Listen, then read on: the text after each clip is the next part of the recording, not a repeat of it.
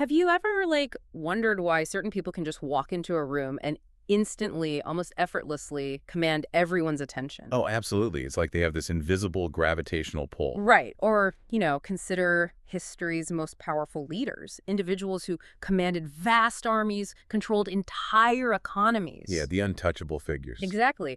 Why did those seemingly untouchable figures so often fall helplessly under the spell of individuals who held absolutely no official power? Like no wealth, no military might at all. It's wild because it completely upends our conventional understanding of how the world operates. I mean, we're conditioned to think of power as something overt. Like top down, aggressive. Right, we picture it as this highly visible institutional force, which is what makes those historical exceptions so incredibly compelling. Which is exactly why today we're bringing you a deep dive into the source material that breaks down exactly how that silent power works. Specifically, we're exploring excerpts from Robert Greene's The Art of Seduction. Yes, and the mission of this deep dive is to, well, completely dismantle and rebuild your understanding of that word, seduction. Because we are moving far beyond just romance or physical attraction here. Oh, way beyond. We're unpacking the idea that seduction is actually the ultimate, most sophisticated form of psychological power and influence available to a human being. Yeah, and we're going to dig into the factual content of this text to really understand the deeply rooted psychological mechanisms at play. Exactly. We'll be examining specific historical archetypes to figure out the underlying why. Like, why these patterns of behavior bypass human rationality so effectively. And just to set some ground rules, our goal today isn't to, weigh in on the morality or ethics of these historical figures. Right, no moral judgments here. We are examining this through a purely analytical lens to decode their methods and understand the architecture of human vulnerability. That is the perfect way to frame it. I mean, this isn't an audio textbook listing dates and battles. It's a playbook of human psychology.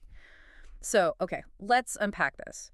To really grasp the specific personalities the text outlines, we first need to understand the origin story. The evolution of it. Yeah. Right. Like, how did seduction evolve from a basic survival mechanism into a psychological weapon capable of toppling governments? Well, the historical context provided in the source illuminates that transition beautifully. If we transport ourselves back thousands of years, the structure of global power was remarkably blunt, Brute force, basically. strictly physical and violent. Whoever had the most brute strength, the sharpest weapons, made the rules. And within that primitive dynamic, women were left systematically powerless. Because they were excluded from the battlefield. Exactly. Which meant they were excluded from the corridors of power. But the text points to figures like Bathsheba from the Old Testament, Helen of Troy, the legendary Chinese figure Xi, and of course Cleopatra. Heavy hitters. Right. They recognized the futility of playing a physical game they were rigged to lose. So they essentially invented a new game. They invented seduction as a necessary means of survival. So they figured out that physical force is entirely neutralized if the person wielding it is, emotionally dependent on you. Precisely. It's a fascinating pivot. They stopped fighting the momentum of these conquerors and instead used things like delayed satisfaction, grand theatricality. The promise of an unrealized fantasy. Yes. To turn physically dominant kings into willing emotional captives. So, essentially, early seducers invented a psychological martial art. They used their target's own momentum. Their insatiable desires and unchecked egos. Right. They used all of that against them. And the text describes the seducer's mindset as being radically outward-looking. Instead of focusing on what they want, they're constantly projecting their awareness outward, getting inside their target's skin to locate hidden weaknesses. And watching that strategy scale up over centuries is where the narrative really expands. Because the text notes that this psychological martial art didn't remain a uniquely feminine tactic. And caught on. Oh, they did. By the 17th century, men recognized the sheer efficiency of it. Figures like the notorious Duc de Richelieu in France began adopting these originally feminine strategies. So instead of commanding through fear, they dazzled with aesthetics and soft language. Exactly, to bypass resistance. And eventually, the scope of the target changed. It wasn't just about seducing an individual anymore. Right, it became political. Yeah, 19th century political titans like Napoleon, and later 20th century figures like John F. Kennedy, they applied these exact same tactics to seduce entire populations. Wow. They utilized grand visual spectacles, highly charismatic physical presence, and emotionally resonant language to gain sweeping power, without firing a single shot. Which is such a crucial takeaway for anyone listening right now. If you're listening to this and wondering how a history of kings and queens applies to your morning commute or your office dynamics, consider this. It's everywhere. It really is. Anytime someone in your life bypasses your logical, rational defenses and appeals directly to your unfulfilled emotions or your private fantasies, you are experiencing the modern legacy of this ancient art. It is happening around us constantly, often in ways we barely register. Seduction is fundamentally an operation of bypassing logic. And the text categorizes the people who do this into distinct archetypes. It does. The first two primal archetypes are those who operate by completely overwhelming a target's senses. When the senses are overloaded, the rational brain simply shuts down. It just shorts out. Pretty much. The text categorizes these as the Siren, who weaponizes the visual and physical realm, and the Rake, who weaponizes the verbal and emotional realm. Okay, let's look at the sheer sensory overload of the Siren first. When we talk about mythic allure, Cleopatra is the ultimate case study. And the text makes a point that I found really surprising. About her looks. Yeah, she wasn't actually considered classically beautiful by the standards of her time. Her facial features weren't what brought the Roman Empire to its knees. Not at all. Her power was rooted in absolute, unadulterated theatricality. She understood that a static image is easily forgotten, but a spectacle. A spectacle burns itself into the mind. Exactly. I mean, she famously smuggled herself into Julius Caesar's heavily guarded presence by having herself wrapped up inside a carpet that was just unfurled at his feet. That is so dramatic. Right. And later, she orchestrated her meeting with Mark Antony by sailing down the river on a massive golden barge with purple sails. Dressed as Aphrodite? Dressed ridiculously as the goddess Aphrodite, surrounded by attendants dressed as cupids. Yeah. It is the deliberate creation of a mythic, larger-than-life presence. So she didn't just offer intimacy. She offered chaotic, unpredictable variety, high drama, the illusion that stepping into her world was stepping into an exotic fantasy. And she kept seasoned military commanders constantly off balance, oscillating from intense passion to icy distance in the blink of an eye. It's the ultimate reality distortion field, and the source actually brings this archetype into the modern era with the sex siren, using Marilyn Monroe as the prime example. Her origin story is so telling. It really explains the mechanics of this archetype. She grew up shuffling through orphanages, feeling entirely invisible and ignored by the world. But the text recounts a specific turning point when she was 13. The sweater incident. Yes. She was forced to borrow a sweater that was several sizes too small, and suddenly the invisibility vanished. Boys and men were staring at her, captivated. She realized her physical presence possessed a gravitational pull that bypassed everything else. But a visual alone isn't enough to maintain control. Right, so she engineered the rest. The deep, breathy voice, the exaggerated childlike vulnerability. She gave powerful men the illusion that they were her strong protector. While she was actually the one entirely dictating the terms of the dynamic. What's fascinating here is why this specific combination of extreme sexuality and vulnerability works so potently on the male psyche. Yeah, what's the psychology there? Well, the text argues that a man is often secretly exhausted and oppressed by the rigid role he's forced to play in society. He is expected to always be the responsible one, the rational provider, the stoic leader. Always in control. Right. And the siren offers a total uninhibited release from that heavy societal limitation. In her highly charged presence, he feels transported to a realm of pure pleasure where he's finally allowed to lose control. Wow. That's why the symbol of the siren is water. It's incredibly fluid, it molds to whatever you need, it's deeply inviting. But ultimately dangerous. Exactly. You follow her too far out to sea and you drown. So the siren uses visual spectacle and the promise of release to brute force her way past a target's logic. But what happens when the visual isn't the primary weapon? That brings us to the male counterpart, the rake. Where the siren uses the physical, the rake overwhelms with words and intense, unbridled emotion. The text describes the rake as someone who is completely unrestrained, right? Yes, a man who acts as a willing slave to his insatiable desire for women. The audacity is the core mechanism of the rake. The text uses the 17th century Duc de Richelieu to illustrate this perfectly. This guy was wild. Totally. This was a man who literally bought the house next door to his target, Mademoiselle de Valois, and secretly engineered a tunnel through a sherry kitchen cupboard just to have clandestine meetings with her. Through a cupboard? Yeah. And on another occasion, he went as far as dressing up as her maid, standing quietly in the room, and simply smiling at her while her incredibly strict chaperone sat mere feet away knitting. That is terrifyingly bold. The sheer boldness of the act is what paralyzes the target. The Rake shows absolutely no hesitation, no fear of consequence, which makes the target feel completely consumed and validated by the magnitude of his desire. Okay, let me stop you there, because structurally, that makes zero sense to me when you look at basic human psychology. Right. We know that society heavily conditions women to seek out stability, to value loyalty, to look for a reliable partner. The protector, right? Right. So why on earth would someone willingly fall for a rake who is so transparently disloyal, brazenly dishonest, and completely amoral? It seems like every psychological alarm bell should be ringing. It's a great question, and it raises an important point that the text addresses by looking at the flip side of the siren's appeal. Just as the siren offers a man a release from the burden of perpetual responsibility, the Rake offers a woman a thrilling escape from her own oppressive societal constraints. Oh, I see. Historically, and even today, society places a heavy burden on women to be the civilizing force, the moral anchor, the voice of restraint. That is an exhausting role to play day in and day out. So the rake comes in. The Rake arrives offering danger and pure selfish pleasure with absolute no strings attached. His unbridled extreme desire makes the target feel that, for that brief intoxicating moment, she is the absolute center of the universe. Wow. The fact that he abandons himself to the moment acts as a perfect cover for his lack of morality. The symbol for the Rake is fire. He burns with an intense, fast-moving desire that catches the target off guard and inflames their own hidden desires before they have a chance to put up firewalls. That makes so much sense. And the text points out that fire is often spread through language.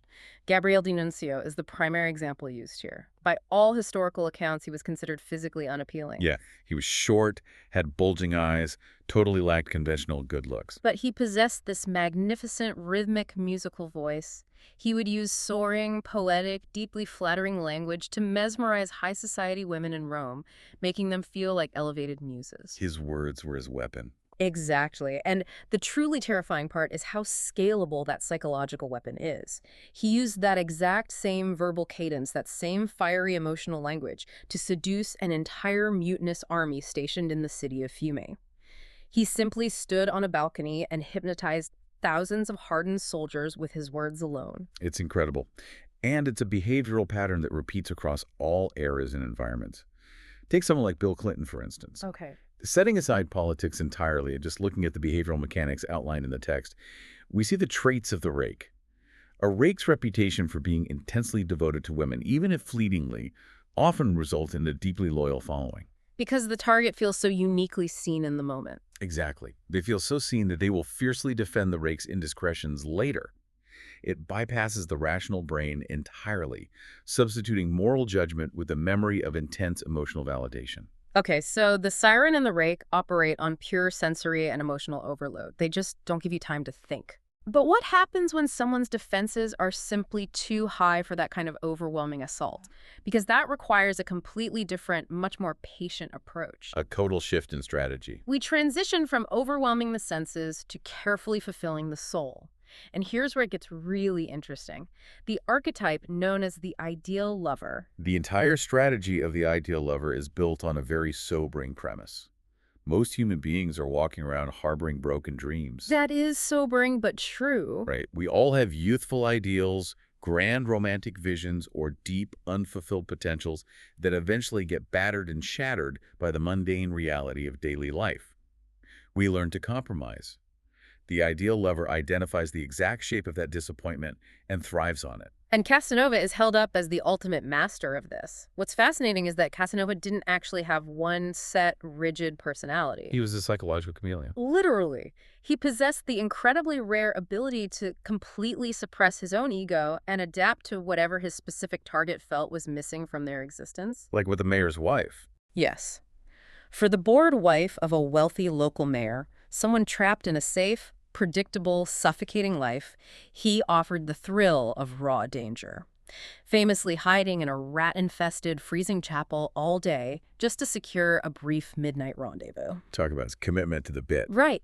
But then, when he approached Miss Pauline, a young noblewoman who was deeply lonely and highly intellectual, he completely shifted gears.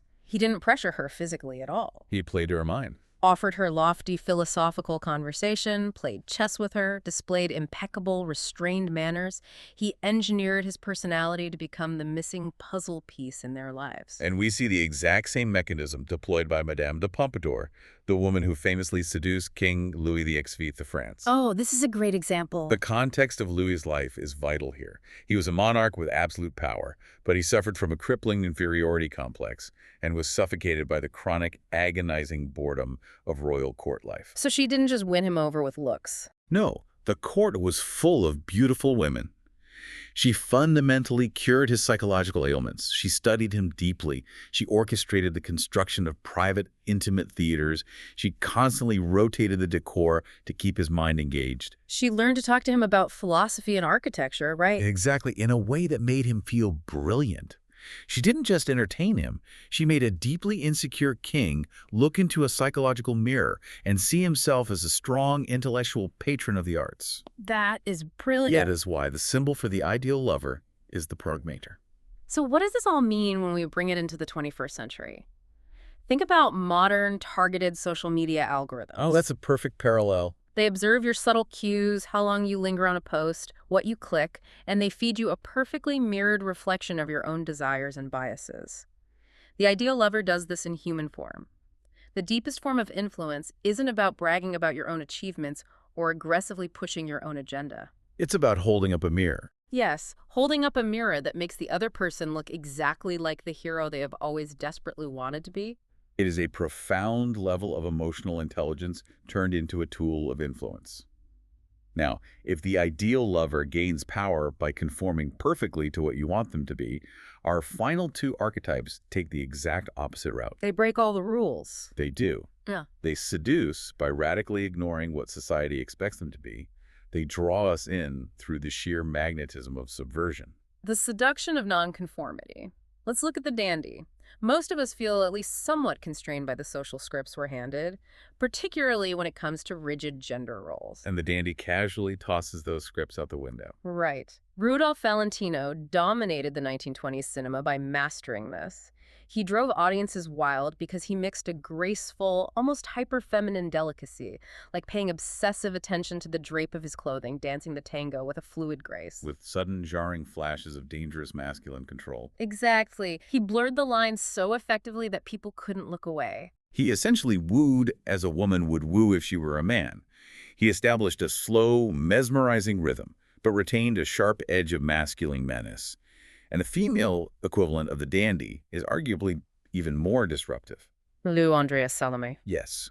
The text highlights her as the quintessential masculine dandy. She possessed radiant, traditionally feminine features and a deeply flirtatious manner. But her internal operating system was fiercely independent and ruthlessly analytical. She didn't want the domestic life. She absolutely refused to be tied down to a domestic life or act like a conventional, submissive woman of her era. And this potent contradiction absolutely fascinated and devastated some of the greatest minds of the 19th century. Like Nietzsche. She engaged in intense intellectual sparring with the philosopher Friedrich Nietzsche and the poet Rainer Maria Rilke. She treated them as intellectual equals rather than fawning over their genius. If we connect this to the bigger picture, we can really see why this works. Society forces us into these narrow corridors of behavior, but the dandy is totally fluid. Their symbol in the text is the orchid. A flower that's rare, delicate, and strangely suggests both sexes in its appearance. Right. Dandies are profoundly impudent. They refuse to seek approval or try to please anyone but themselves, which ironically makes them absolutely irresistible to people who feel suffocated by their own conformity. We are drawn to them because they possess the freedom we wish we had. They appeal directly to our inherent narcissism by adopting psychological traits of the opposite sex, creating a dynamic where the target feels a strange, magnetic kinship mixed with intense attraction. Which provides the perfect bridge to our final archetype, the natural.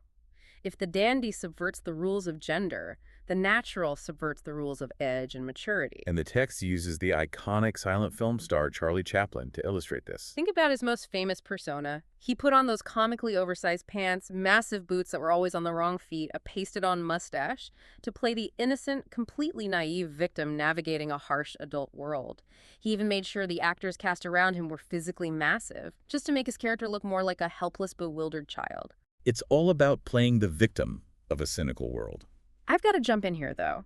I understand why subverting gender roles is alluring, but how is acting like a child actually seductive to a functioning adult? Like, if someone walked into a boardroom acting like a bewildered toddler, my instinct wouldn't be to follow them. It would be deep annoyance. I know, it seems counterintuitive on the surface, but it comes down to the mechanics of defensiveness. As adults navigating a complex world, we naturally build up thick psychological armor to protect ourselves from being manipulated or hurt. We're rigid and skeptical. Exactly. But children possess a superpower that adults have entirely lost. Yeah. They are naturally undefensive, they are spontaneous, uncalculated, and their obvious weakness instinctively elicits our sympathy and our desire to protect them. And the natural adopts these exact traits. They do. Whether they play the innocent, the playful imp who breaks rules without any genuine malice, or the awestruck wonder child, they completely bypass our adult radar. Because they appear so harmless and uncalculated, we voluntarily lower our walls. Ah. And in the realm of influence, the exact moment your defenses drop is the moment you are most susceptible to being led. We see this today with billionaire tech CEOs who wear unpretentious, plain t-shirts and act like awkward, passionate kids tinkering in a garage. That is such a brilliant modern parallel. It completely masks their immense power and disarms our critical scrutiny. Exactly. Okay, bringing this all together, we've covered incredible ground traversing this text. We've seen that seduction, stripped of its romantic connotations, is an incredibly fluid, highly adaptable psychological game. There's definitely no one-size-fits-all approach to influence. Right. Whether it's the overwhelming physical spectacle of the Siren, the fiery, paralyzing language of the Rake, the perfect, customized mirroring of the ideal lover, the taboo, rule-breaking of the dandy, or the disarming, undefensive innocence of the natural. They all succeed by executing the same fundamental maneuver. They identify the void. They offer people exactly what is missing in the routine of their daily lives, whether that is a taste of adventure, undivided attention, resurrected ideals, freedom from societal conformity, or a nostalgic return to innocence. And internalizing these archetypes is absolutely vital, particularly in our current era. We exist in an environment that is completely saturated with sophisticated media, algorithmically driven advertising, and highly engineered political messaging. So true. Recognizing these historical patterns isn't just about analyzing your interpersonal relationships. It provides you with a crucial filter to understand when your logic is being systematically bypassed by a brand, a platform, or a public figure. It gives you your power back. Right. But equally, it reveals your own latent capacities. You don't need to invent a new personality. You merely have to recognize which of these natural traits you already lean toward and understand how to cultivate them. The power of awareness. Which brings us right back to our starting point. Remember that opening question about why certain people inevitably command the room? It's not magic, it's psychology. Exactly. The text states that a true master of influence views all of life as a theater and everyone in it as an actor deeply immersed in playing a role. So, I want to leave you with a provocative thought to mull over today as you interact with the world. This is the real takeaway. If you look really closely at your own life, at the dynamics in your office, the push and pull with your friends, or the patterns in your romantic history, which archetype are you unconsciously playing? And perhaps more importantly, whose script are you following right now without even realizing it?